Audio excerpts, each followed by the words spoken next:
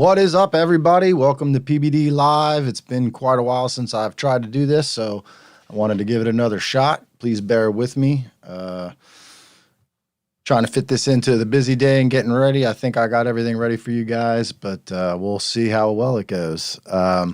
First thing I wanted to start off with is just go over some things that are coming up. We've got a lot of things going on in Florida. So I figured we'd go over some of the races that are coming up this weekend. There's 4 big events in Florida and South Georgia Motorsports Park, which is practically Florida. So we'll go over that. First up, SCT Bradenton. That starts tomorrow, February 22nd. It's a great event. If it was the only event this weekend, I would probably go to this one, but it's not. There's lots of options. The other option is Anna Marais. Anna Marais is going to Gainesville this year. They used to go to Bradenton, so this is, I believe in the long distant past, they may have gone to Gainesville. They were at Orlando last year, so Gainesville this year. We've got a lot of racers that will be there. In 860 Street Race, we have our world champion. Casey Shotwell will be on the property. Bo Webb will be running. We've got Ronnie Jones with his 2020, or actually his 2022 GT 500 CX 1300 package. That car is absolutely beautiful. I would definitely recommend trying to check that one out in person. We've got Mike Marcoscia with his F150. We just got done doing a built trans in that, and some tune updates. Made 920 at the wheel stock motor. It's 2-wheel drive setup. Keep an eye out for him. And Brian, we just got his S550 Whipple setup done. He just put a new short block in it, made killer power, stick shift car. Other than Casey, every single one of those is a Whipple car. Casey's got a VMP. But anyway, no, just kidding. We could talk about the Whipple VMP thing later if you guys want to.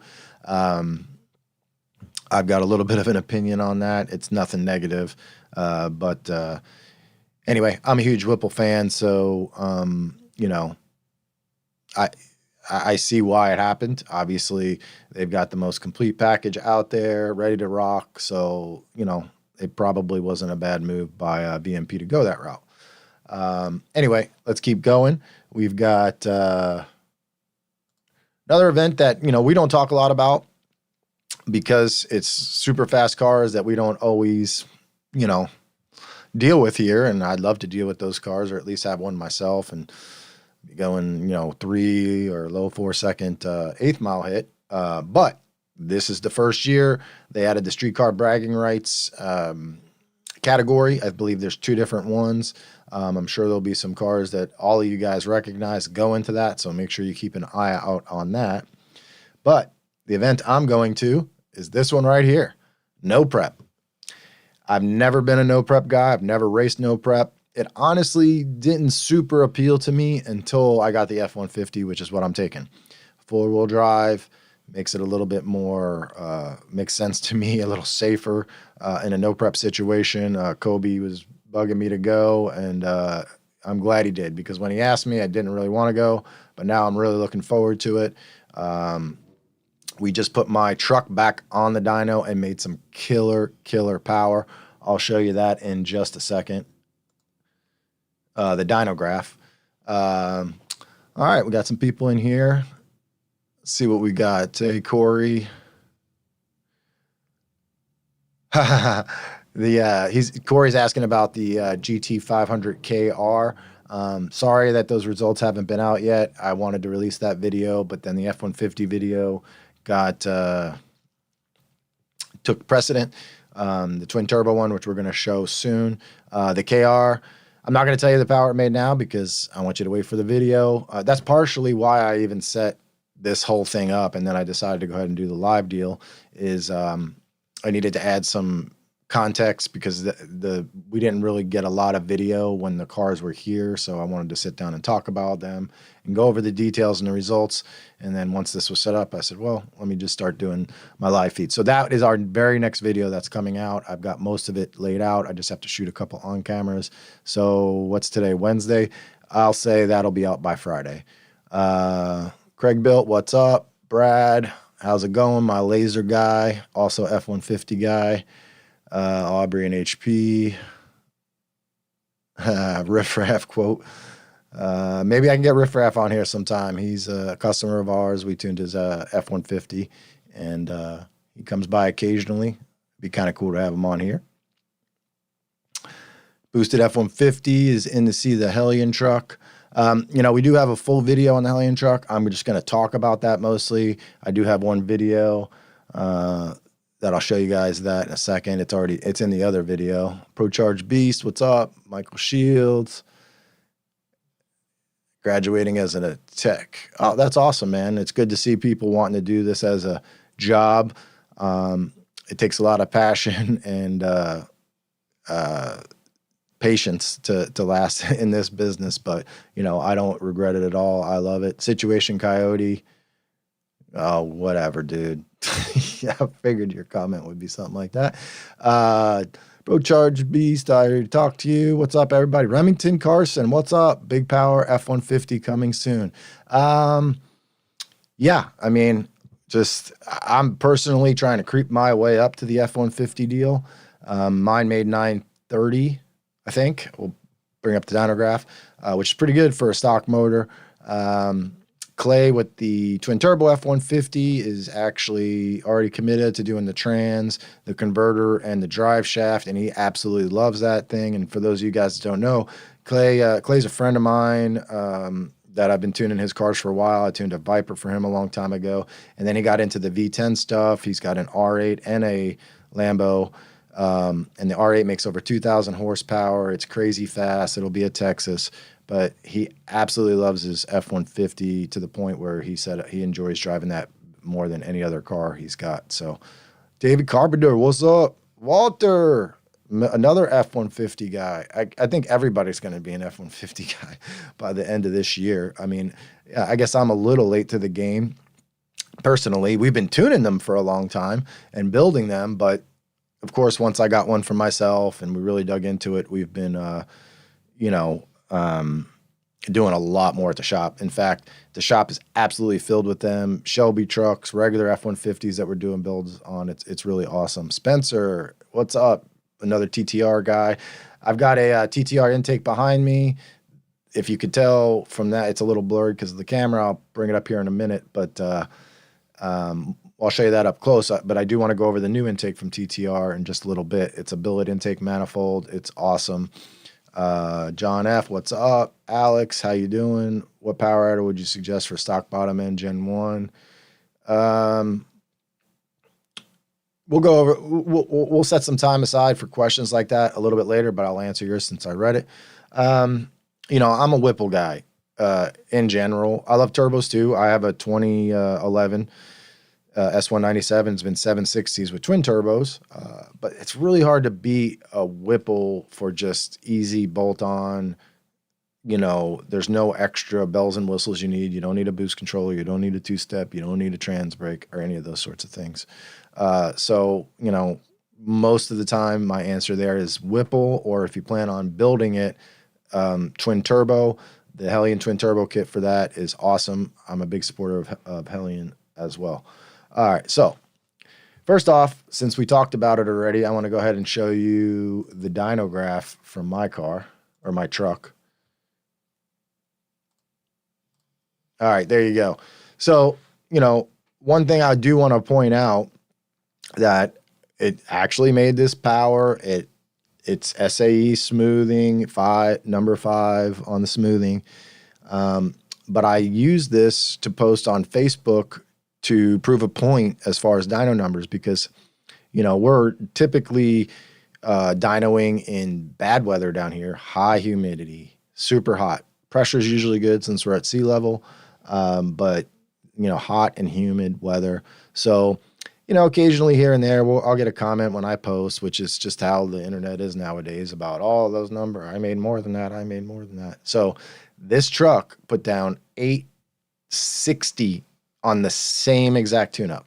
Now, who knows? Maybe the tire pressure was slightly low on the 860 pass. We have made some new tuning changes. So, that's one thing I wanted to point out also to you guys is, you know, we're constantly revising things. There's no such thing as like, that's a perfect tune, or that's just a known tune. Like if your car's not running right or you have an issue with it, you know, it's something wrong with your car. Every single car we touch, we make improvements to it. So that dyno graph was the result of doing so many Whipple F150s over and over and over and over and again, and making small little changes on each one. And we constantly have this perfect file that starts to, well, I just said there's no perfect file, but you know what I mean? Like it's just money, right? And that's this file. I put that file on my truck, put it on the dyno yesterday, and that's dyno graph. No changes at all. And it was just absolutely amazing. But the point is that same truck made 860, and then I put it on the dyno and it made 930. No pulley change, no boost change. Timing was the same. There's some cam timing changes, but it's not picking up that much power. So when you're looking at dyno numbers on the internet, I don't subscribe to the point of like dyno numbers don't matter. Dyno numbers definitely matter, right? So when this made 860 and then it made 930, I want to know why. Well, we went from a typical 60% humidity in the shop to 20% humidity. And that's one thing that doesn't really show up in SAE weather correction or density altitude calculations or anything like that, is the humidity. It's a small part of a DA calculation, but not enough to interpret horsepower, because when there's water in the air, water doesn't compress. So you're literally whatever unit of air you want to talk about, the more humid it is, the less air there is, period, right? There's just no getting around that. So dry air makes a huge difference, naturally aspirated or, any power adder really will respond to that. And like I said, you don't really see it in the DA. I want to show you, let's talk about the Twin Turbo F150. We've got, let's see, bring this up. This is a pass I made. I get all kinds of hell from people making passes on this road. I want to make it clear that most of the time I'm doing this on a Sunday or late at night or super early in the morning. This is an industrial park. There's no, there's nothing in this direction. There's nothing to the right as far as entryways. There's houses over there, which God bless them. I've never heard a complaint from any of them after 8 years at this location. And we do this a lot, and it's not just me. There's other people that do it. The quality of the road sucks. Everything sucks. But in the same way that we do, our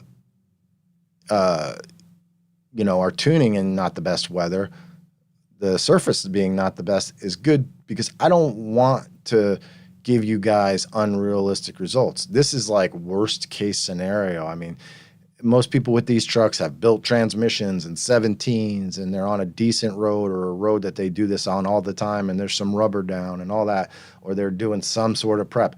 I'm barely even doing a burnout. I don't think I did a burnout. In fact, on this day, it was pouring rain an hour and a half before this, and I'm not sure if you can see it in the video or not, but it was not good conditions. Anyway, let's watch it real quick. This car does not have a trans brake.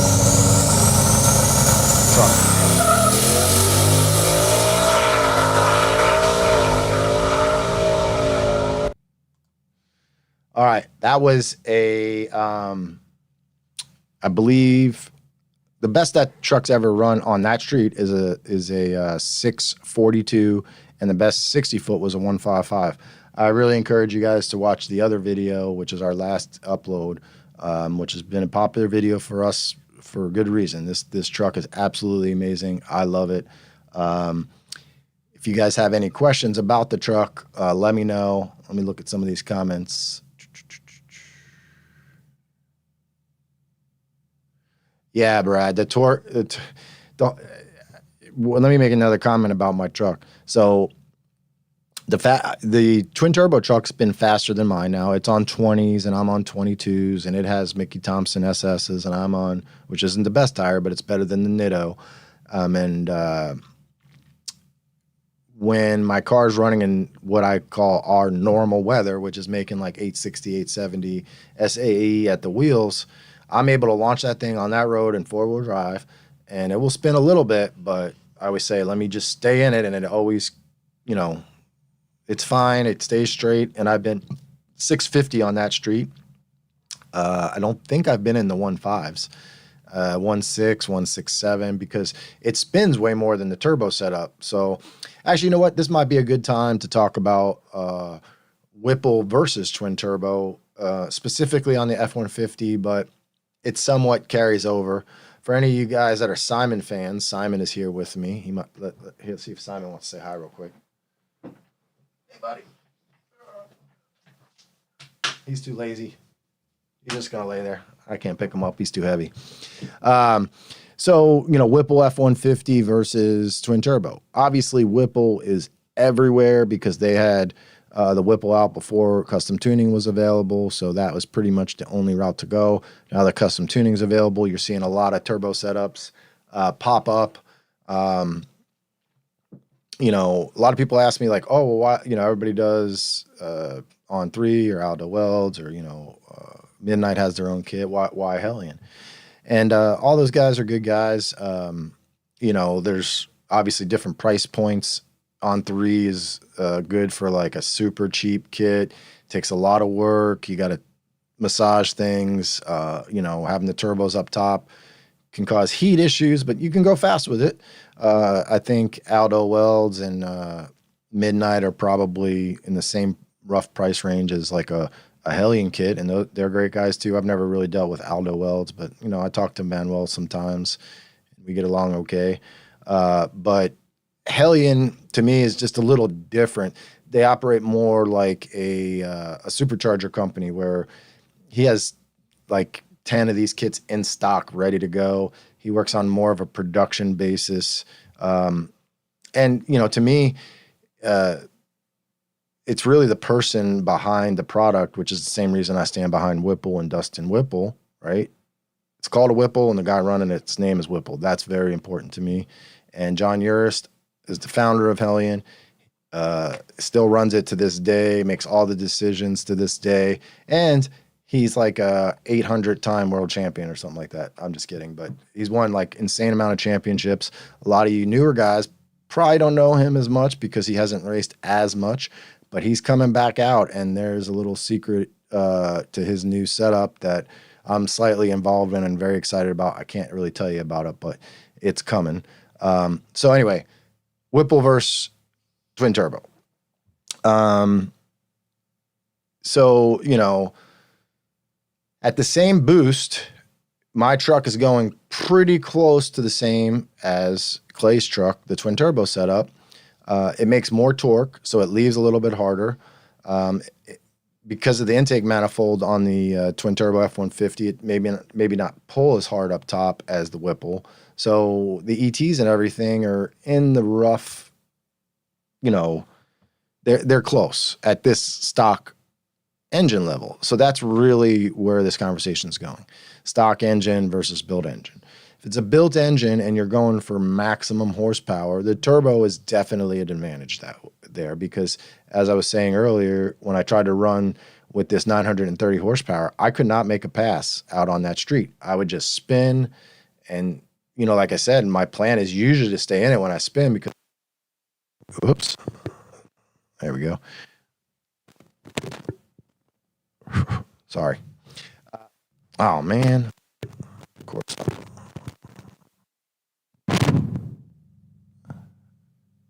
Mic check. Okay, I think we're good. So my plan is to stay in it and let it spin, and then it just gathers itself in. It did not do that on 930 horsepower. It got really out of shape, and I got pretty scared there for a minute. Whereas with the turbo setup, you've got a boost controller, and you can ramp it in versus time or speed. We put a Cortex boost controller on Clay's truck, which allows boost by speed, which of course you could do with an AMS 2000, and that's like the ultimate boost controller. I'm not going to argue that at all, but for the price, you can't really beat the Cortex setup. It's under $1,000 with the speed module added, and it works really well.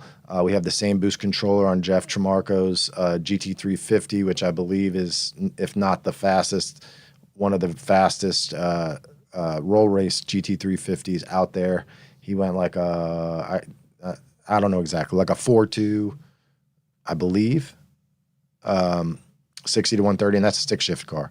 So, and he runs that same boost controller, and that's partially why I decided to start using it a little bit more, because I do like it. The people that run the company are great too. They're easy to work with. So back to the Whipple versus Twin Turbo deal. You know, sound, if you've watched Clay's video, it's got an electric cutout with a stock cat back. If you care about it, you can drive around with the cutout closed for, all day, daily drive it, barely hear the turbos, open that baby up, and you're ready to party. Now, I did do a dyno pull for those that are wondering with the stock cat back with the cutout closed on pump gas, and it made high 600s with it open, and it made like 610 or 620. I think it was like 80 horsepower difference with the cutout at the 700 horsepower level. So, probably not a good idea to run that thing at 900 horsepower, but closed, but you can run it closed. Or you can obviously put a much better cat back on it than stock, but that's just how we decided to do this deal. So you've got the noise thing. You've got, some people want it to be loud and, sound like a race car all the time, which is how my truck sounds. It's very, very loud. I have a lot of stuff stripped out of it. I've got carbon seats. So I get in my truck and it feels like a race truck, and like it kind of is. And, a lot of people like that. I've been daily driving it. So if I wasn't daily driving it, I would probably love it, but I daily drive it. And then I get in Clay's truck and I'm like, man, this is so nice. It makes things so much easier. And some of the things in the past that would keep me from, say, a turbo setup would be like needing a trans brake, for instance, or having to have a converter. Clay's is stock converter. We leave in second gear on both vehicles. So, you basically smash the brake, floor it. It does have a watt box, so for the two-step, and it leaves on like 6-7 pounds of boost on the stock converter. I'm sure it's going to be much faster with a converter, which, like I said, we're going to be doing that in the next few weeks. We just ordered the converter. We're ordering the converter tomorrow, drive shaft, and then once that's in, we'll put the trans in. So maybe a month, you'll see another video on that car, and we'll be taking it to the track and all those sorts of things. I believe he's actually taking it to Texas 2K, not to race it, but he's going to have it in the pits. He'll have his R8 there. So go check, if you want to check it out in person and you're in Texas, that's a good opportunity. Some of the other things to consider, turbo versus Whipple, is obviously a belt. Obviously you have a belt on a turbo car, but the supercharger belt, I don't have any issues with mine. Belt issues in general on these kits are not nearly as big as they used to be, but you can have belt issues. Like I just had a customer drop off a single cab Shelby F150 that I tuned for him real quick at FL2K. He wanted to put it on the dyno and check it out. I can't tell you how much power it makes because he street races it, but it was down like 200 horsepower. And I'm like, what the heck's going on? And it had a belt issue. So we put a new belt on it, made awesome power. But those are the sorts of things that can happen. But, those sorts of things can happen on turbo setups. You can get a loose exhaust and, you can have a leak before the turbo and not know it if you don't really hear it, and it could cause issues. So there's always issues possible with both setups. But, I would say that the turbo setup is for somebody who wants easily adjustable power, a more docile, quieter vehicle, and the ability to grow to 1,500 horsepower down the road if you want. I personally would not want a 1,400 or 1,500 horsepower Whipple setup. You can do that, but once it gets to that point, it's such a monster. I mean, 930, I felt like I was going to kill myself yesterday trying to run that new setup, and I can only imagine with another 300 or 400 horsepower. Whereas if it's a turbo setup, you leave just how you leave with the low boost and turn it up as you go. Anyway, let's talk about, let me look at a couple comments here real quick. DJ, this is a good question. Hey, Brandy, that's my wife. Have everybody say hi to Brandy. Let me go back up a little bit.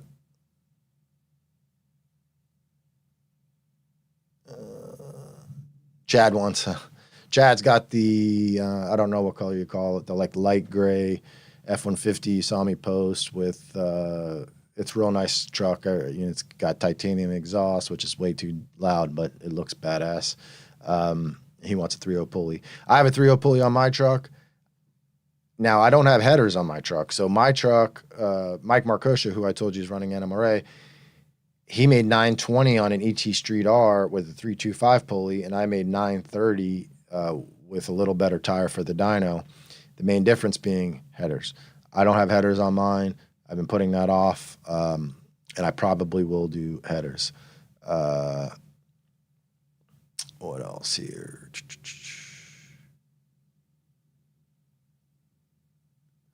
Walter saying screw blower folks always concerned with water grains. They're right. A lot of the guys, if you're talking about tuning wise, a lot of them are doing that also for tuning reasons. But it's going to affect a turbo setup just as much as far as, pulling power out of it. Somebody's rocking it out there. When are you going to get down in Diesel Town? I'm not going to.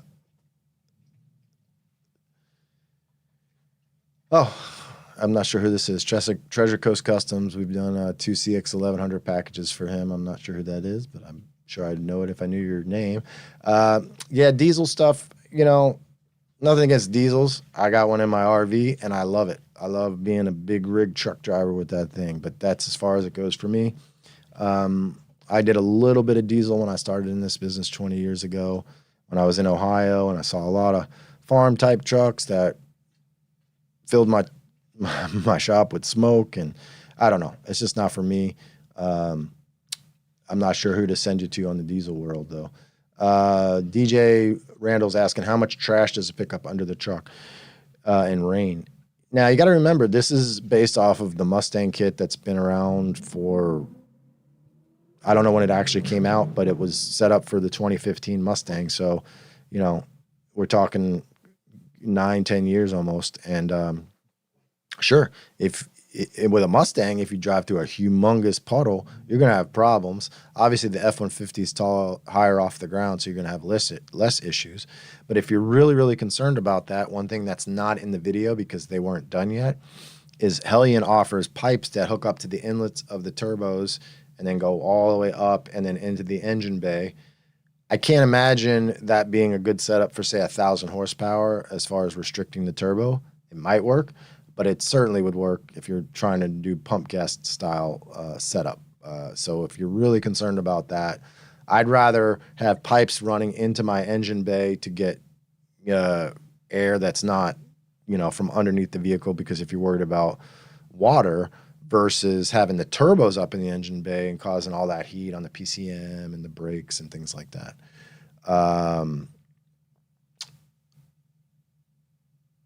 Ed is asking about running the turbos under the truck in the snow. That's obviously a little bit of a hard question for me to answer because I live in South Florida and it doesn't snow here. I lived in New York for a very long time and grew up there. I lived in Ohio. So I understand how that goes. But, I would say a Whipple might be a better choice if you're going to be driving it in the snow. A lot of people building these things are doing it for, it's more of a fun truck. They might use it as a truck. But if you're using it as a real truck, driving it every day in like harsh conditions, maybe the Whipple's a better choice for you. Yeah, Brandy said no visors on the truck. She found that out. She tried to drive it over to Bradenton for me, and Kelly, who I bought the truck from, deleted the sun visors. Walter asked on the TT truck with the converter, will you do a second gear leave? We're already doing a second gear leave, brother. Every truck we show has been second gear leave on the street. It just works way better. I'm sure on the track, first gear would work better, but we went 155 second gear leave with stock converter. How about that? What else? Somebody asked about suspension. This most of the trucks we build here have the Vast 3.5 drop traction bars and Kel-Track suspension. But asking about the suspension, the video I showed you, all the runs that I ran in the other video, I never touched it. Never touched it. We set it where Kelly told us to set it. Watching the video, I can see some things that might improve it, but it just works. So, Jamie Rivera, we'll talk. We'll have questions for the E85 stuff and things like that a little later on. Carlos is asking about a Palm Beach dyno tune versus a Ford tune. We're, I think we're the best tuner out there, of course, but when it specifically comes to comparing us to a Ford Performance tune, they're very limited in what they can do, so it'll definitely be better off. Jeff is asking about getting away from the 2022 GT500. No, absolutely not. No, that's my baby. They're all my babies, but we've got the GT500 stuff pretty well worked out, like really well worked out. The files are super repeatable. I'm very, very happy with that program. The big issue we're facing now is we've hit a stopping point with the transmission until somebody can develop more, and I'm not really okay, Dustin Stanford, Treasure Coast Customs. Yeah, you did. We did build two for you. That's it's not a good reason why we built two for you, but shit happens.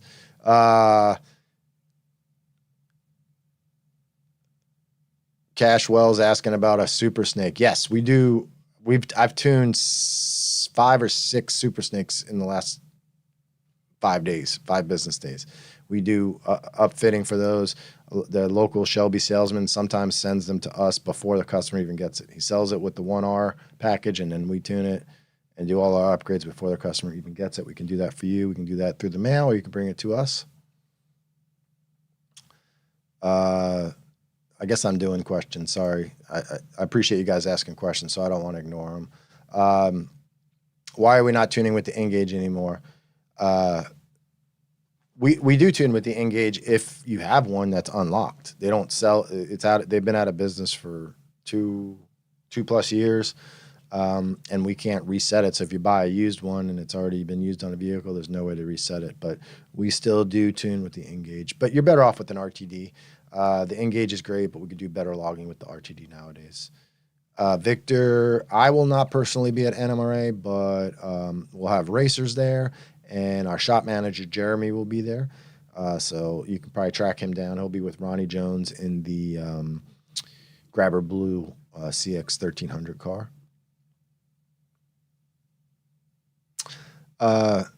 Noel's asking about ProCharger. I love ProCharger. We're a ProCharger dealer. We just built a ProCharger for Mike Marcosha's son. ProCharger, we didn't build a ProCharger. We built a ProCharged 10-speed car, and I love those too. That's my next company on the list from Power Riders that I support because I really like ProCharger. They're a very professional company, very good to deal with. Eric from ProCharger is an awesome resource. He's not an owner, but I have that relationship with him where if I have an issue with ProCharger, hit up Eric, things get taken care of instantly. Hey, Heavy Chevy. He's got, as we move on with this PBD live stuff, we'll probably start bringing more people on. Jeremy's our shop manager. He has an awesome truck, even though it's a Chevy. It's awesome. He just went really, really fast with it.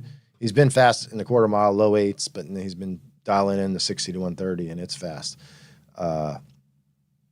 Smooth boost on a Whipple to operate similar to a boost controller.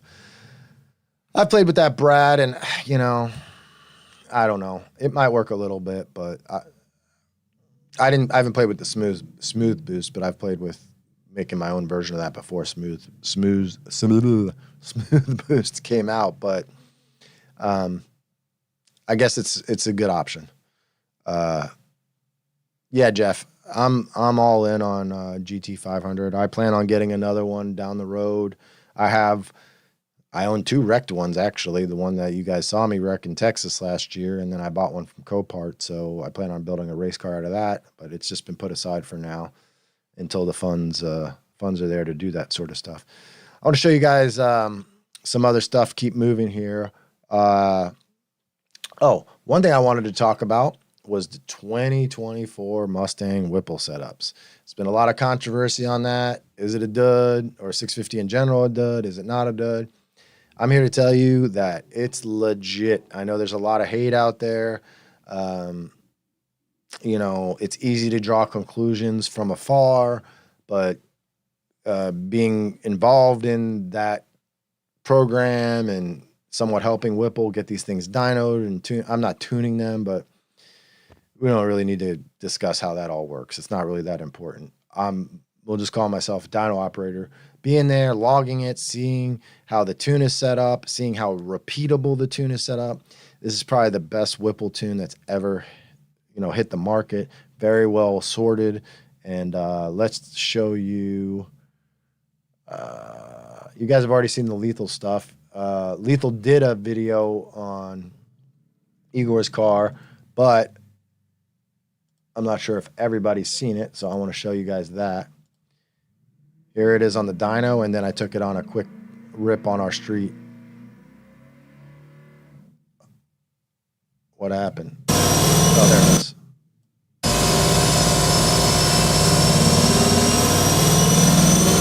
There's a dark horse, obviously.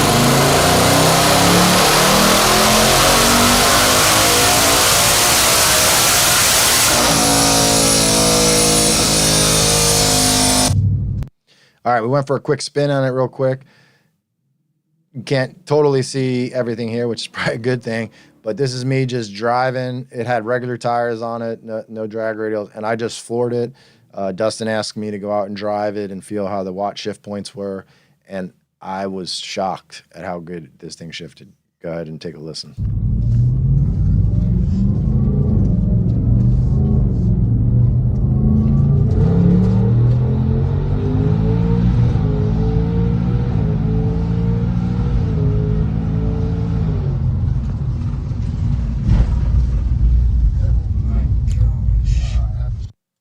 I'm not sure if you heard that, but there was an oh my gosh in there, and that's Igor's son, possibly. Thanks, Cash, for giving me cash. The best way to get in touch with us, there's a million ways to get in touch with us. You can call 561-571-1173. You can send an email to support@pbdyno. You can message us on Facebook. You can message us on Instagram. We are not the kind of company that says, don't message us on Facebook. Don't message us wherever. You message us however you want. Send us smoke signals if you want to do business with us. We'll do our best to get back to you.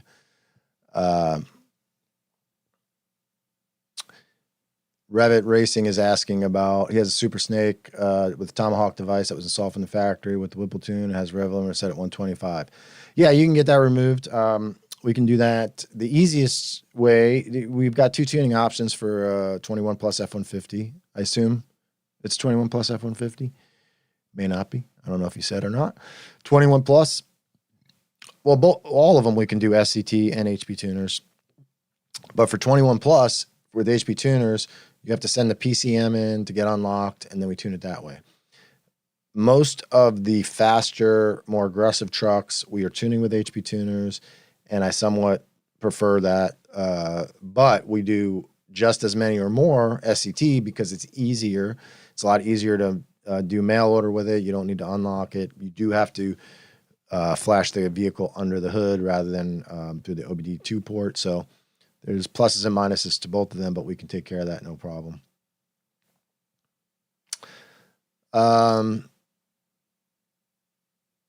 Craig Billet is asking about fender exit exhausts.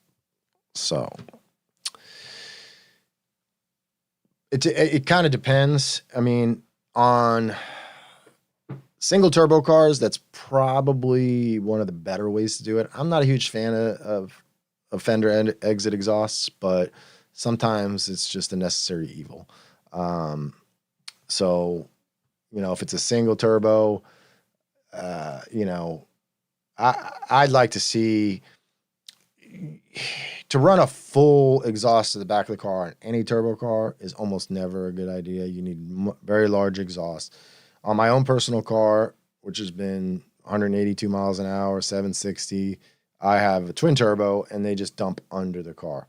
I have no desire to like go out the side of the car or any of that. I'm not into that. I like my car to look like a normal car.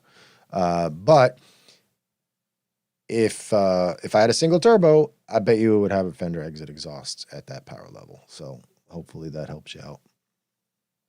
Alex, thanks, man. I'm not sure what kind of car you have, but we try to make everybody fast. Let's talk about an NA car real quick. We don't get to do that very much, but we do a lot of NA cars. And one that is, here's the dyno pull.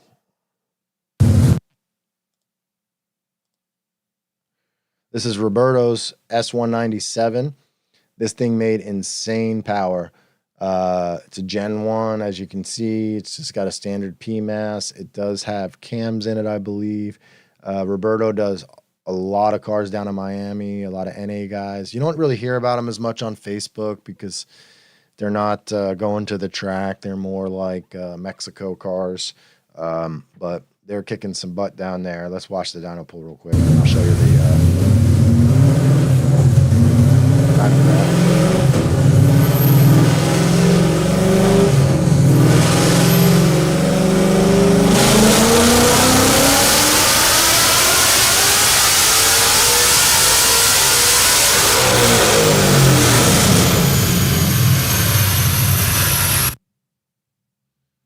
All right, now let me show you this. Hold on. Sorry, I'm not as organized as I wanted to be.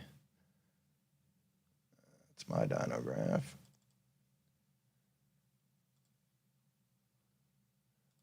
A lot of people doubted these numbers when we first posted them. 505 wheel horsepower. But he backed it up with a draggy. He went 751, and it's pretty much full weight. He's going to do some weight reduction and try and get it in the low sevens. So for those of you guys that know draggy numbers, that's pretty badass. I thought I had a video of it. I might have messed up. Thought I had a video of it. Oh, here it is. Check this out.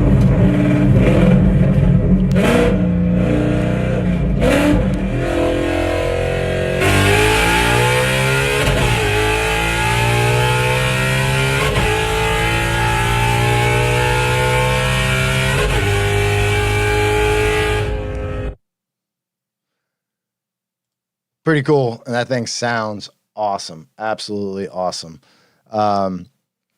So let's look at some more comments here.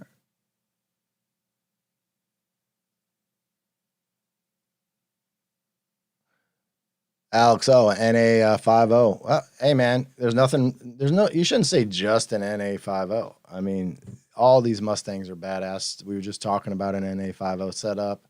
Obviously, I got here. All right, I got to stop touching that thing. Vernon, crank support for F-150. I'm glad you asked. The guys in Australia that make them just sent me one to test fit on my truck, so we'll have that really soon. So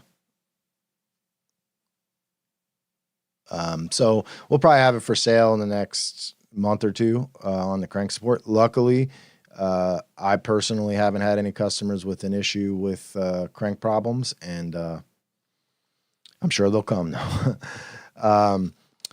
What else? Oh, since we're going over dyno videos, I wanted to show you this one. I absolutely love this car. And who was it? Jeff, talking about GT500s. Check this unit out, man. This thing turned out awesome. This is owned by Walter.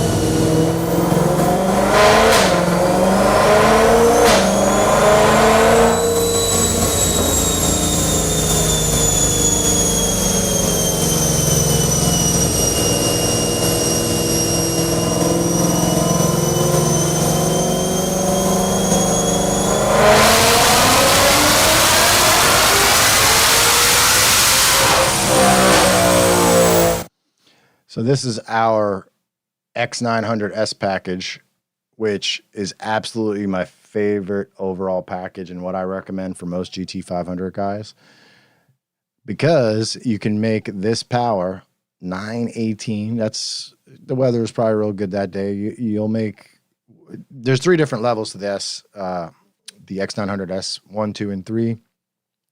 This package in particular is pretty much exactly our CX1100 package without the fuel system, smaller injectors, and a different pulley, and it makes this on pump gas. This is just something that's a lot of Coyote guys, if you've been a Coyote guy for a while, you're not even considering a pump gas setup because, you know, you can't make this kind of power on pump gas. But to be able to make 900 horsepower on pump gas is pretty friggin' awesome, and then you don't have to worry about it. You don't have any fuel pumps. You don't have E85 messing up your fuel filter, none of that stuff. So this is a really, really awesome package for most people and one I definitely recommend. All right. What else do we got to talk about? Well, I did want to talk a little bit about, you know, we get people all the time asking these questions, so I don't think it's very clear, is a large portion of the cars you see build are not local cars. They may not even be Florida cars. A lot of them aren't. They're from all over the country. In fact, we've done some that got shipped overseas. The person overseas will buy the car locally, have it shipped to us, and then we arrange shipping. The international stuff, we don't mess with the shipping part too much, but we do a ton of shipping of vehicles all over the country. We have a trucking company broker that we deal with that's been absolutely phenomenal. I've been using them for like 6 of the 8 years we've been in business. You know, no problem hauling these very expensive cars, and it just makes your experience pretty much turnkey. And we have a turnkey guarantee on this stuff. Man, this cable must be messed up because it just got louder. Oh, well, hopefully you guys can hear me. You know, for you guys out there that are not here and saying, I wish I could go to Palm Beach Dyno, you can. It's not incredibly expensive to ship the vehicle, and it's probably worth the peace of mind rather than a lot of people try to work with us and then have us ship parts, and they have somebody local put it together, and sometimes that's very successful and sometimes it's not, and the car winds up here anyway. We have one here right now from Ohio where it was just lots of issues putting it together. I'm not going to talk about the customer or any of that. You know, I'm not trying to embarrass anybody, but it just was not, there's lots of problems with it. So it got shipped here to get worked out, and we're still working through it. There was some problems there. So it'd be better to just start there, right? For most people. Okay, sorry, I got a warning on the screen. I wanted to make sure we were still good. So if you're interested in a build, Twin Turbo F150, Whipple F150, GT500, we do tons of Mach 1s, GT350s. I have a ton, if you're a fan of our YouTube channel and you've been wondering, you know, what we've been up to, we didn't post a video for 4 months, not counting shorts. Just been incredibly busy, but we have been videotaping a lot of this stuff. So another thing I'm going to do with this setup is try to do some highlight dyno type videos where we go through 5 or 10 different combinations in one video, show you the dyno pull, tell you the combination, and all those sorts of things. Not live, a normal video, and catch back up. And we're going to try to do videos on a more regular basis again.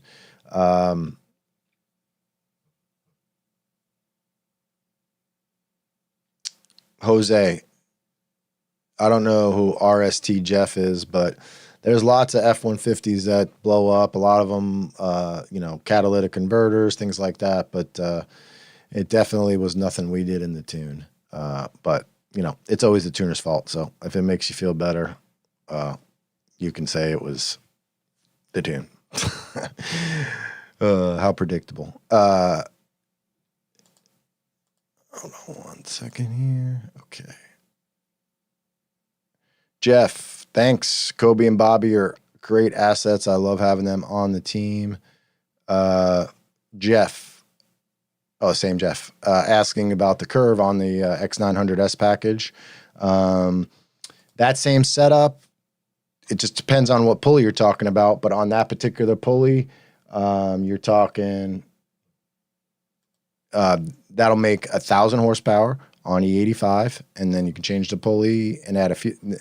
Now that's with the stock fuel system, and you're right on the edge between the injectors and the pumps, but it'll make high 900s, 1,000. And then if you just do inject on that same setup, the X900S, you can easily upgrade it with a fuel system and injectors, and then you're making 1,100. In fact, we have a good customer coming tomorrow. The guy that owns the KR, we built him what we called an X 1000 package, which was basically no fuel system, and then he had a fuel pump problem. We upgraded the fuel system, and now he's a CX 1100. He's coming tomorrow to get his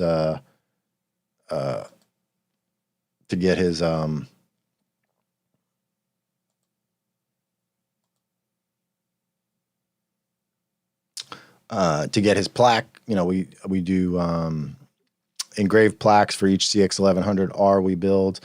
That's been an awesome project for a stock blower setup. That's the absolute best way to go. But like I said, that's pretty much the same as the X900S package, but it's meant for pump gas only, so it doesn't have the fuel system to support the 1,100 horsepower. TJ, what up? The world's fastest Mach 1 is in the house. Man, this got way more serious. Michael Runkel, what's up, buddy? Sending it down for the CX 1100R package. That's awesome. Like I said, I love the Whipple GT 500. They're badass, but the stock blower setup is just super legit.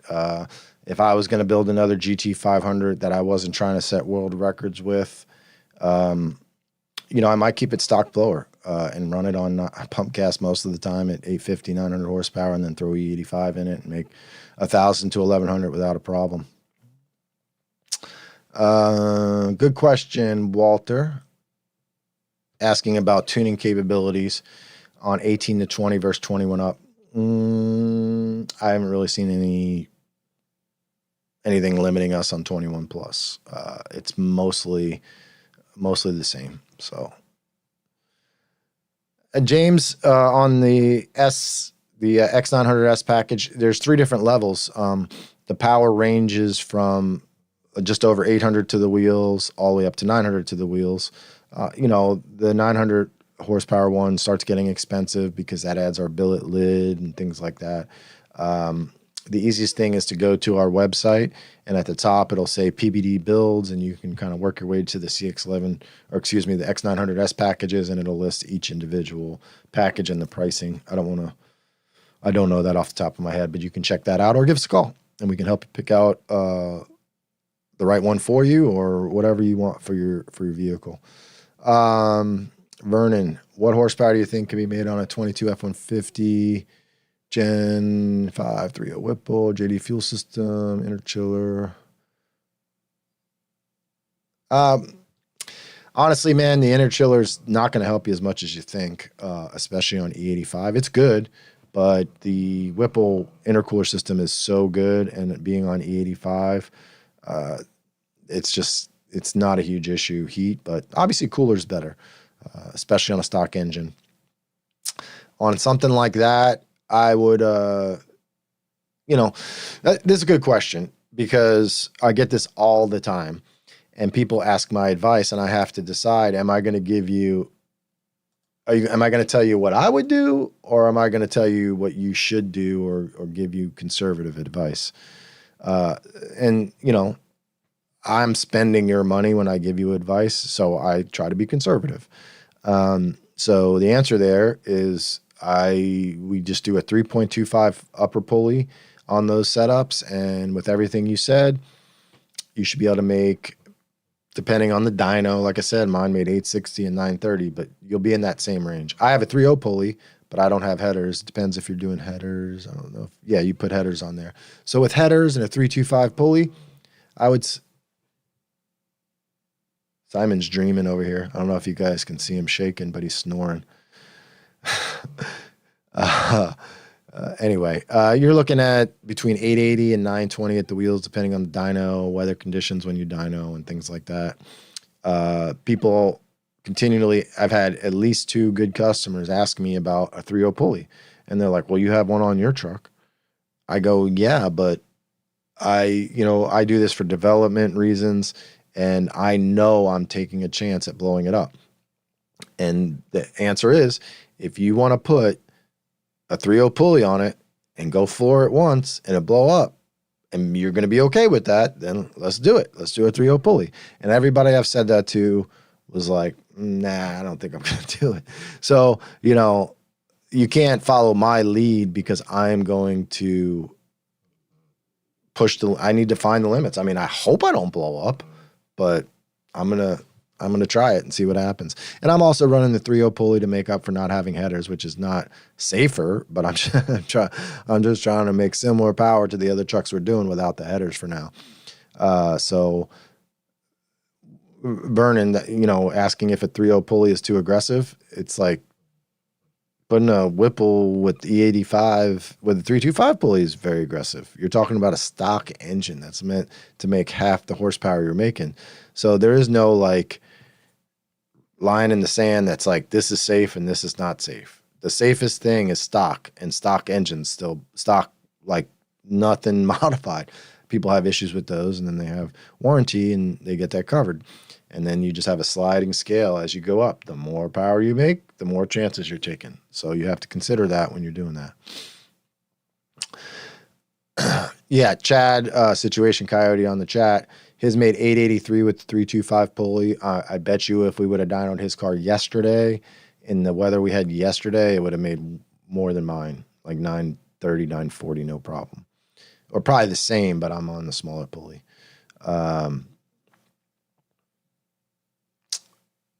Victor's asking about the L&M Coyote cams. I haven't done a ton of those.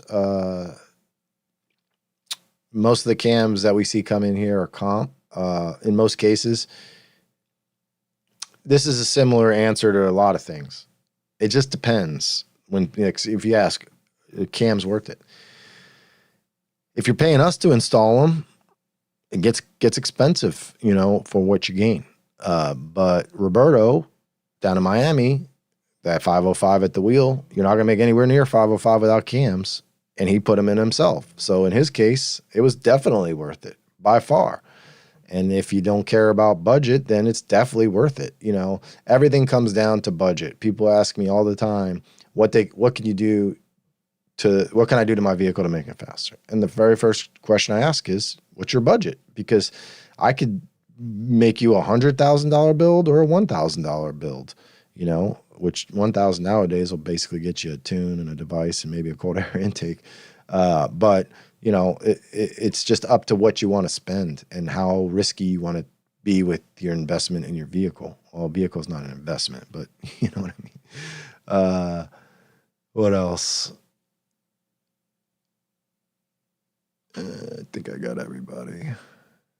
TJ's complaining about Kobe being mean. That's a lie. Stan Newton. PBD heat exchanger. That's one thing I did want to talk about.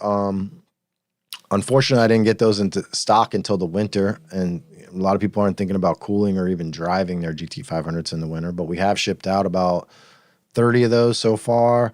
A lot of people are asking for results. It's a little hard to gather the data because it's just cold outside in most places.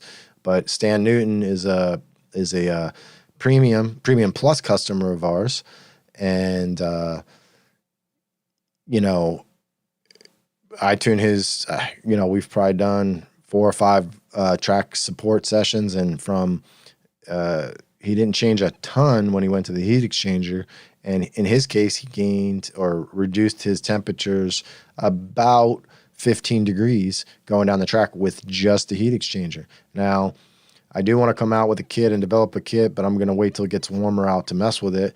That includes everything you need to really take advantage and get the cooling all the way up. And one of the bigger things that I don't believe Stan has is 1-inch lines and a better pump or a secondary intercooler pump to speed the water up through the system. If you do all those things, then it's even going to be better. But Our heat exchanger is awesome. I'm super, super happy with that. Very proud of how that project came together. So I would definitely consider that if you have a GT500. The block on a 21 F150 is definitely different.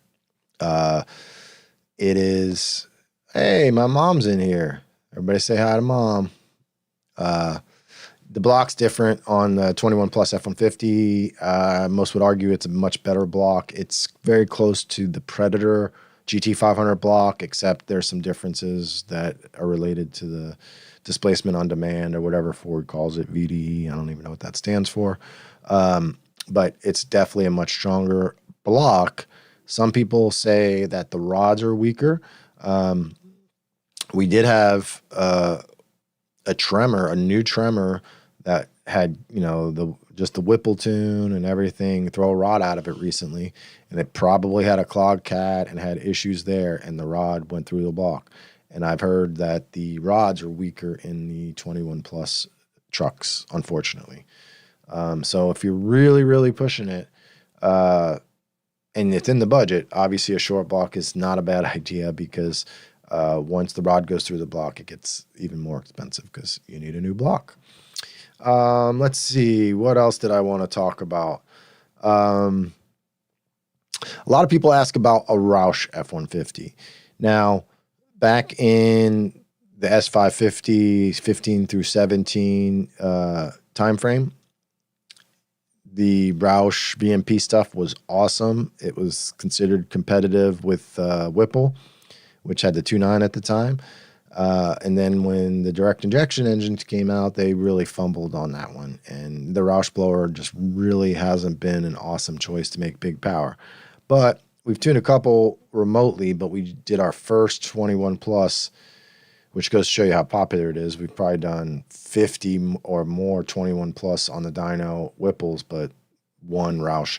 And I was able to pick up some power and make it better and get rid of the speed limiter and raise the rev limiter, and transmission tunes better, and it made more power, but it's not even in the ballpark of a Whipple at the same boost. So, you know, that's that was very recent, and that answered my question.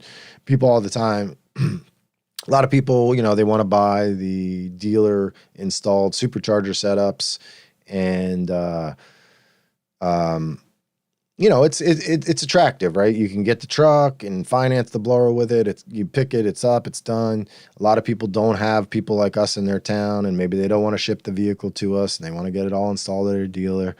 And I've had multiple people tell me they were getting a Roush, and I said, man, look, I'm just, if the truck never comes here, I don't care, but I'm trying to give you good advice. I would really, really do the Whipple. And most people have listened to me, and hopefully they're happy about that.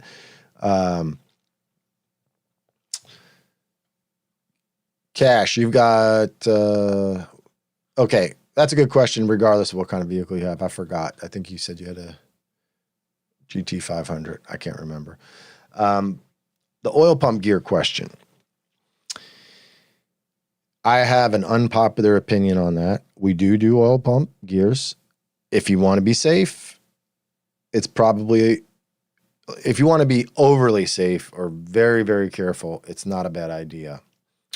But the problem with oil pump gears is you're taking the engine apart to put the oil pump gears in. So if we install it, you're probably fine. But a lot of people, because, and I'm not against people working on their own car, but you got to know your lane, right? If you feel comfortable doing it and you feel confident doing it, hopefully you know yourself well enough that you'll be able to pull it off. But I've seen so many fumbled oil pump installs where the chances are they didn't even need oil pump gears, right? So let me ask you this. You want oil pump gears because Bob's oil pump failed and hurt the engine. So I got to do oil pump gears. Well, Tom threw a rod through his block. Are you going and changing the rods before you ever put the blower on? Jeff burned a piston, a stock piston. Are you putting new pistons in before you ever put a blower on? No. So you see way more rod and piston failures than you do oil pump failures, but everybody's putting an oil pump in, but they're not changing the rods and pistons. So in my opinion, I had a 2016 stick shift Whipple car. Didn't put oil pump gears in it because I don't think it needs oil pump gears. 11 to 14, absolutely super important. Those things ate oil pump gears, and that's what started the whole oil pump craze. You got to change it. You got to change it. You got to change it. But we don't change them in GT 500s. We don't, if people ask my personal advice, I say what I just said. If you're really, really worried about it, let us do it, and it'll be fine, and everything will work out. But do I think you have to do it? No. But just like going to a 3.0 pulley on a Whipple, you have to be, that's your decision. And don't come back to me when you go, oh, you told me not to do oil pump gears. It's like, no, I didn't tell you not to do oil pump gears.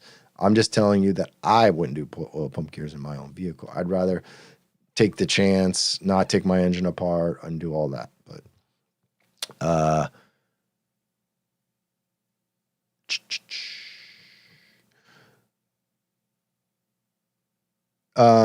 let's see. What else we got here? Oh, Michael's asking, any plans to produce a system for the GT500 that will let me change from E85 to 93 without a pulley change? Well, you could do that with like you mean a pulley change or a tune change? Because a pulley, you can run a 2.7 pulley, say on a GT500, and like if you had our X900S package or equivalent, you could just change the tune, keep a 2.7 pulley on it, and go from 900 to 1,000. If you're talking going higher than that, theoretically you could limit the throttle on the 93 tune, but that's not the best for the blower. There's just not a good way to go about that, in my opinion, with a blower without the pulley change. So I wasn't sure if I was going to talk about this, but I did want to comment on the whole Whipple VMP thing, because me being a big Whipple supporter, a lot of people hit me up and ask me questions, and I don't want to be any part of any drama there, but basically they're a Whipple dealer now, right? So I do take a little bit, I don't know, I got to be careful with what I say. I don't want to come off wrong. I'm a little insulted, I guess, or I don't like the whole, like, we teamed up with Whipple and the melding of the minds and all that. It's like, dude, we've been supporting Whipple since day one, and I actually test parts for Whipple and help Whipple and give them feedback, and I believe Dustin Whipple considers me an asset to Whipple. And if there's any melding of the minds, it's Palm Beach Dyno and Whipple and Lethal and Whipple and all the other people that have been supporting Whipple for a tremendous amount of time. And, now all of a sudden, VMP needs, bailed out on the 24 plus. And now it's melding of the minds and teaming up and all this bullshit. Okay, I guess I am going to say some stuff. But, I get it, right? They're trying to run a business. They got to keep relevant. They got to keep things going. But to me, there was a war between Whipple and VMP that started many years ago. And 15 through 17, I tuned just as many VMPs as I did Whipples. You know how many Odins that we've tuned in the last year? Like 4. You know what I mean? So Whipple won the war, and VMP is submitting to that, right? You won. Can I put my logo on your blower, please? And Dustin said yes, shockingly to me. There's certain things that it's good to see people get along. VMP and PBD, probably no secret, we haven't gotten along for a very long time. But at the last Mod Nats, Justin and Rebecca were in my pits, and it honestly was a little weird for me at first, but I wound up staying up till like 12 or 1 o'clock in the morning talking to them. So I don't think they're bad people. I don't think there's anything wrong with dealing with VMP, but call it what it is. It's VMP. It's even calling it a VMP Gen 6 is a little bit off to me. You know, it's a Whipple Gen 6 with your logo on it. That's what it is, you know. And I don't see them having any feedback or control over any of the development of the new stuff now or moving forward.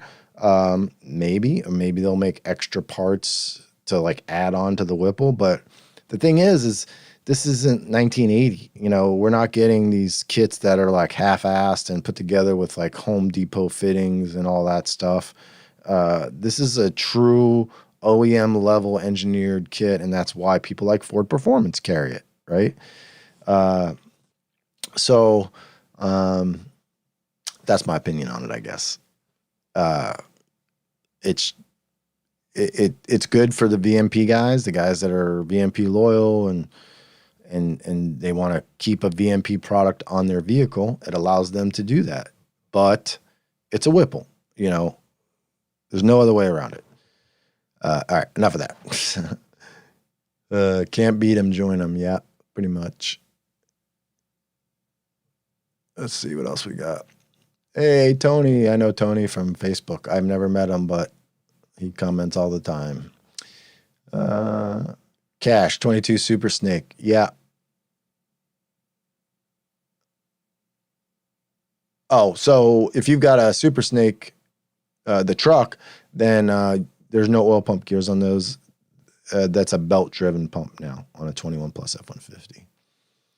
Turbo or supercharger? I've got both. I got a Twin Turbo 2011 that's under the knife, and a Whipple F-150, and I've got my Whipple Godzilla truck too, which we haven't talked about. We'll leave that for another one. Craig Bill, will we ever be able to run flex fuel on boosted setups? We do that on 21 Plus F-150. I don't like to set it up as a full flex. If you're going to run E85, I'd rather just have an E85 file, but we do a lot of those where it's like, can go up to E40, and that works out really well. But that's because it came as a flex vehicle, so all the things are there that are needed to do it properly. But in general, we don't really love to do flex on anything but 21 Plus F-150 for boosted applications. There's some solutions out there that may come down the pipeline. I haven't had a time to mess with it to be able to do true flex on Fords, but I'm not personally there yet.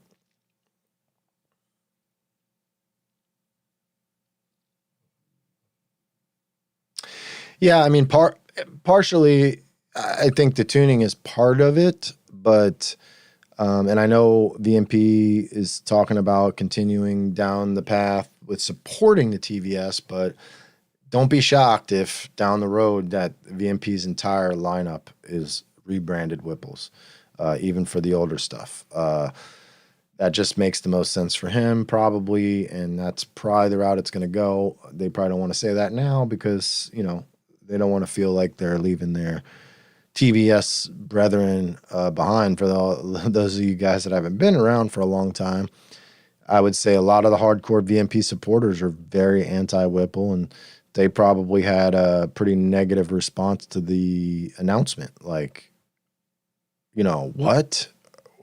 Whipple is supposed to not be as good as your blower. Why would you use Whipple? Things like that. So that's a sticky situation to be in for sure. But the tuning was a factor. But the problem is, you know, again, you know, I'm just speaking honestly here, which hopefully you guys appreciate that. I don't want to be a jerk, but calling VMP a supercharger company and calling Whipple a supercharger company is a big disservice to Whipple, right? Justin, I think, is a very smart guy. I've known him a very long time, all the way back when he worked at SCT before VMP existed. And he does very well. He's got a lot of nice products he designs. His new cold air kit for the GT500 looks very nice. I've seen some other products he does that are nice. But he's not a manufacturer, right? Whipple is manufacturing the majority of their blower. They don't do castings there, but actually, if you watch the latest VMP video, they do a little tour and they show all the machinery, all the QC machinery, It's a big, big, big deal. Whereas a company like VMP is, instead of calling themselves a manufacturer, they're more like a design firm, right? Where they're designing it. I believe Justin is heavily involved in the CAD work on most of his products and designing it, but he's not manufacturing it. And that's a big leap. You know what I mean? Like our heat exchanger, I designed it, but I don't make it. We don't make it here. We work with a company that does that for us. So the issue with that is there's another person with their hand in the cookie jar or the piggy bank or whatever you want to call it. So when it comes time to develop a new blower for 24, there's a lot of costs involved in that. And then when you're paying other people to manufacture it and be involved in your R&D, there's a lot of costs involved. And I've never spoken to Justin about this. I don't know how all that worked. I don't know what their profit margins were or with Roush or with Magnuson. But I would assume that there's a lot tighter margins. Your hands are tied. So it's a lot more than just the fact that Whipple had a 24 tune.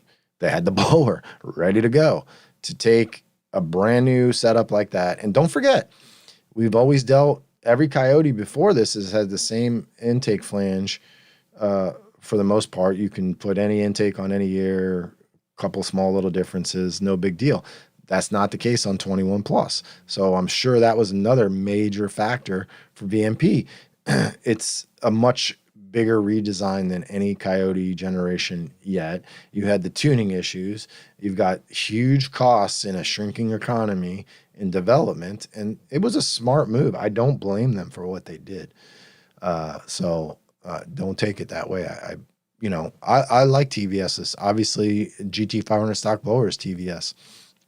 It's great up to a certain point, but even look at the 3100. I believe Magnuson has one that they've been testing, and you haven't heard much about it. There's a reason for it. At a certain point, you got to go twin screw if you want to stay blower.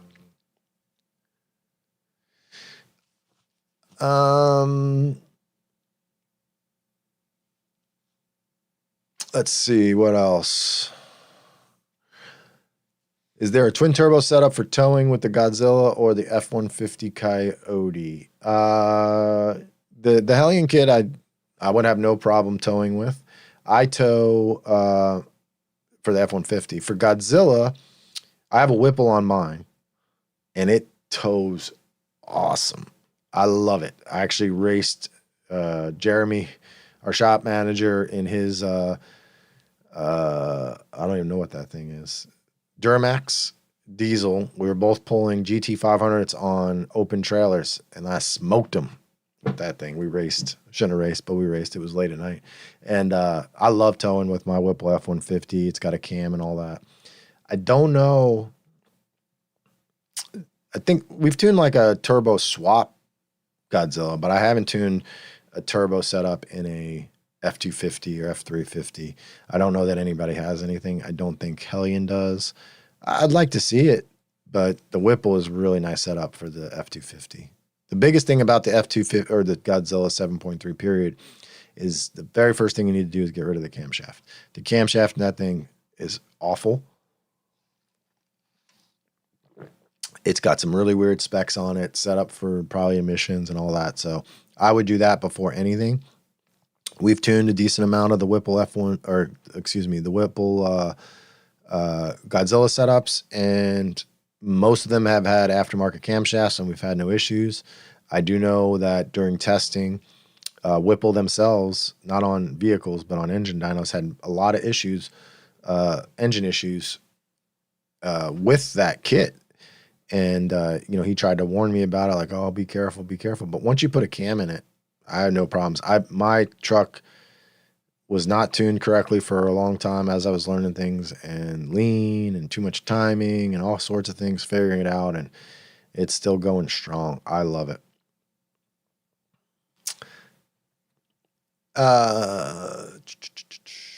Scala GT350. Okay, you had a whip on a GT350 Hellhorse. On a GT350, we do a lot of Hellion setups that make about 800 wheel. That there's one we just recently did that we'll have a video out soon on, and that's on 93. I don't remember how much boost that was, 10 pounds maybe. And then I would, boost wise, boost is going to vary, right? You don't really want to tune for boost, you want to tune for power. So I would go 750 to 800 on 93 on a GT350, and then 1,000 on E85, and whatever, it depends on, I'm not familiar with those turbos. I would assume that those are comp turbos. So you'd have to see, how well those perform and how far you get with them. One issue you can run into, depending on how that kit's set up, is back pressure issues and valve spring issues and things like that, or it may be fine. 800 wheel horsepower on 93 on the Hellion kit works absolutely perfectly. P1SC is too small to compete with twin turbo setups on a 10-speed. It's not too small, but if you haven't bought the kit yet, then I wouldn't buy a P1SC. I would buy a P1X, because this is not a very expensive upgrade over a P1SC, and it's a much, much, much, much better blower. But let's say you had a P1SC, your buddy had a used kit and he's selling it to you. You'll have a ton of fun with it. It'd be very, very fast. The big issue that you run into with a centrifugal and comparing it to a Whipple or twin turbo is to get that to perform as well at the track, you almost certainly need a converter. You're going to be a little lazy out of the hole with it. Ken, no, I am not going to NMRA Gainesville. I will be at Immokalee at the No Prep race on Saturday. We'll have a bunch of customers at NMRA, and Jeremy, our shop manager, will be there. If you needed to talk to anybody, you can talk to him. I'm sure he's going to be a little busy, though. He's going to be helping Ronnie and GT500 and probably a few other customers. Cash on the F150. The front's probably good on the suspension on the Super Snake, but I would change them out to Keltrack shocks in the back. That's probably the only thing you need to change. Irwin, GT500 blower swap to Coyote. I think it's a great idea. It's a great blower.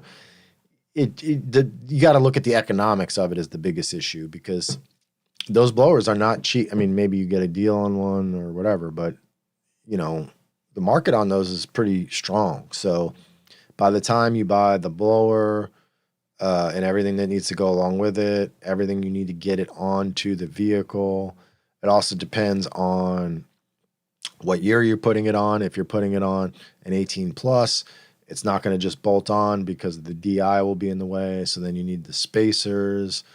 You need a GT500 AC unit if you want AC in the vehicle. So it can get kind of expensive is the main thing. So if you're doing it because you just want a GT500 blower on there, it's not a bad idea. You'll make great power. You'll enjoy it. But pound for pound, it's probably economical to do a Whipple over that, unless you're getting the parts for a good deal. All right, guys. Wow, we're an hour and a half into this. That went quick. I really appreciate all you guys showing up. If anybody has any questions before I sign off, go ahead and type them out. I think I pretty much covered everything I wanted to cover. I do want to give a quick plug for those of you guys that stuck around. We do try to talk about it a lot, but it seems like there's still a lot of people that don't know about our premium support options. It's not really just tuning support now. I'm trying to turn it into like a PBD membership, meaning you get a free t-shirt. You're going to get special deals on parts. We already have a rewards program. Our premium members get double points, and our premium plus members get triple points. And, we don't talk too much about that. I've been trying to build up the parts on the website first before we promote our parts business too much, but there's a lot of ways you can save being a premium member. You get phone support. That's the biggest thing. We like talking to our customers on the phone. Unfortunately, we can't talk to everybody on the phone, and that's partially why the premium support option came up. There's a lot of people that don't even want to talk to us on the phone. They just want to send an email, get their tune, and be done with it, right? But if you're the type of person that would rather call, premium members get a phone number where they can call, and me, Kobe, and Bobby are all on the phone. Even if you're not a premium member, one thing that makes us different than most tuning companies is we offer a normal phone number. You're not going to talk to a tuner, but you can call and talk to Mike or Pierre, who are our sales guys up front, and they're very knowledgeable. They both have either owned Mustangs or currently own Mustangs, very involved in this hobby. They can help you out too, and you don't even have to be a premium member for that. So the moral of the story is we care about our customers. We care about the success of our customers. It's not just, oh, well, you paid me to tune it. You got a tune. Good luck. If you don't like it, tough luck. No, we want to try to make everybody happy. We can't make everybody happy, obviously, but we try our best. Let's see. We got a couple more questions. Asking about the P1SC and swapping to a better head unit down the road. That's definitely not difficult at all, but it's tremendously more expensive if you do that. So if you buy a P1SC kit and then a year from now you try to buy a P1X or a D1X, you're going to spend way more money because the P1SC is not as desirable of a blower anymore. You're going to have a little bit of a tougher time selling it, you know. So I think it's only a few $100s difference if you do it when you buy the kit. You probably wind up spending $1,000 more if you try to do it later. And that's with selling the P1SC.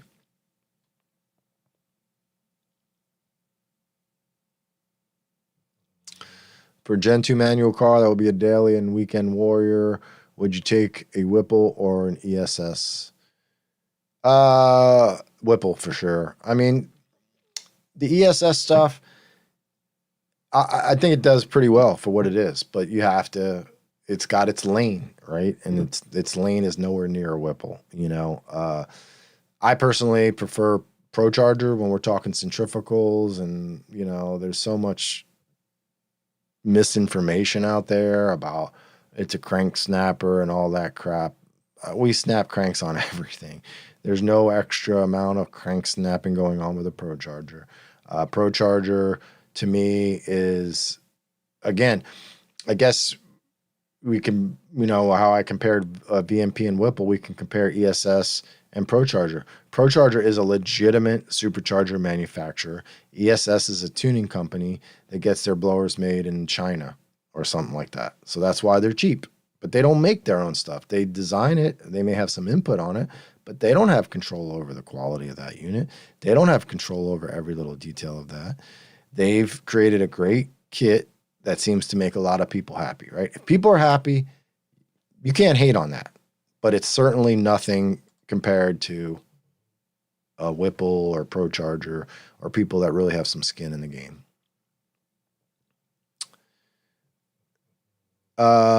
Mike B, no, we do not do tuning on the 4R200. I believe Lund does most of those. I was never a fan of that idea in the beginning. We played with one very, very early on, and we're having some issues with it, which wound up being a common issue with those. And I think they tell you not to use overdrive now and all those sorts of things. And it's like, well, if you got to step through all these hoops to make it work, then I don't know. I'm a 6R80 guy. I went 760s leaving in first gear. I plan on at least trying to go 6-second in first gear with a 6R80. May be stupid, may not work, but I'm going to try it because I'm a 6 gear kind of guy, not a 4 gear kind of guy.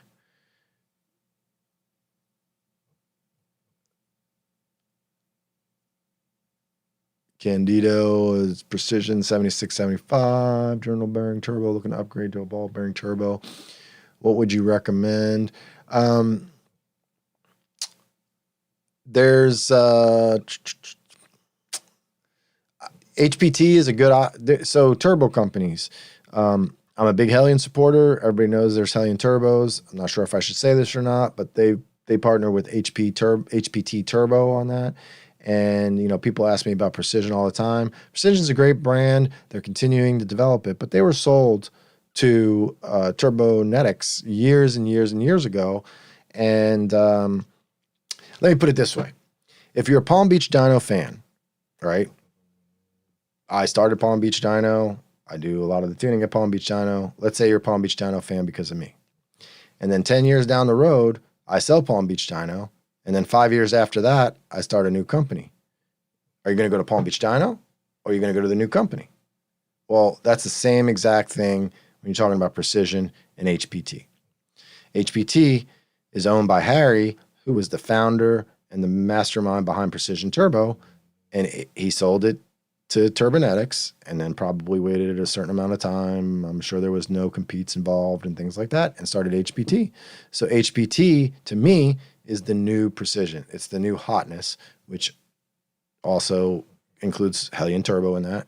That's, Hellion's not a turbo manufacturer. They're a turbo kit manufacturer, and HPT makes their turbos, which are the same turbo, sizing and all that.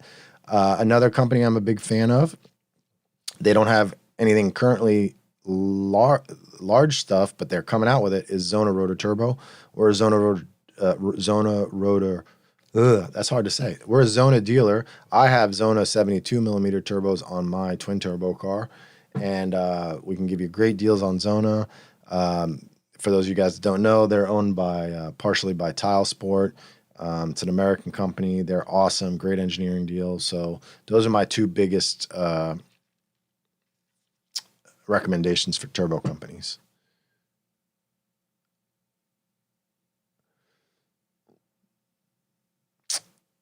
Kona wants to say thank you to Kobe for tuning his 12 GT last year. That's awesome. Thanks for the feedback. I'm sure he'll be happy to hear that.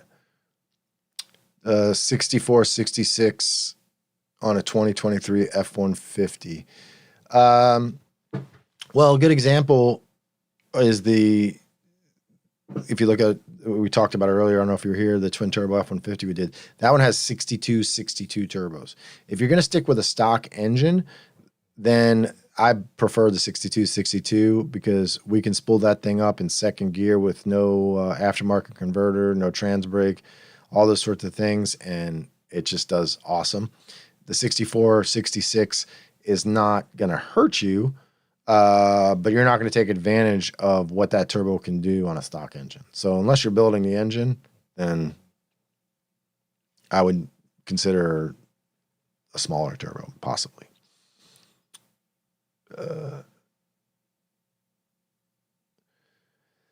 Cat Illuminati must have just came in here. This will be up after I'm done here, and you can go back and rewind. I said quite a bit about that, maybe about, I don't know, an hour and 10 minutes into it. So you can go back and check my comments on that.